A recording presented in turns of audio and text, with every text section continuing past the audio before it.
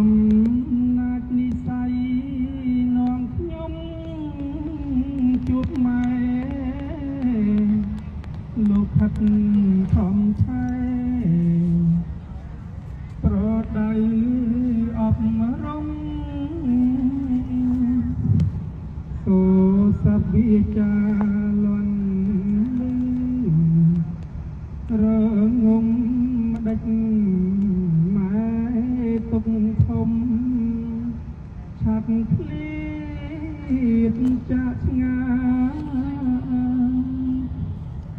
សំឡឹងមើលមេឃដេកនឹកបាននឹកសំឡឹងមើលទឹកនឹករូបអ្នកម្ដាហេតុមិនដេចក៏កម្មនាំក្តៅក្រហាយអាសូរូកាយម៉ែបែកស្ដោកស្ដឹងអ្នកម៉ែមានឈ្មោះព្រះរស់នៃកូនឥឡូវម៉ែសូនប្រែបាត់ស្ងាត់ឈឹងវាវត្តសង្សារឯណាដំណឹងសុខទុក្ខមិនដឹងថាម៉ែយ៉ាងណាសំ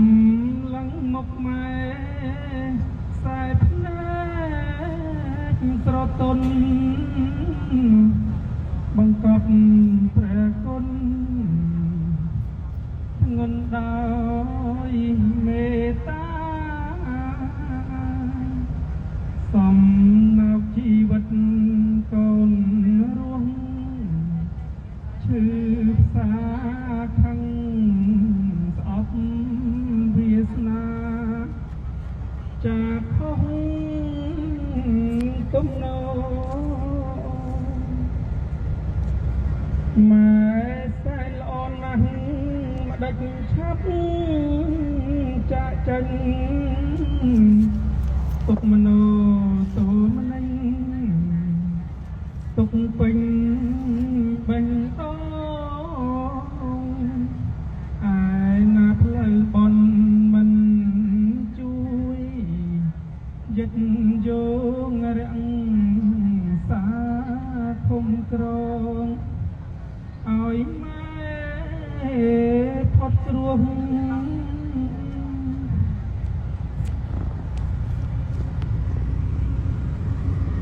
ទឹក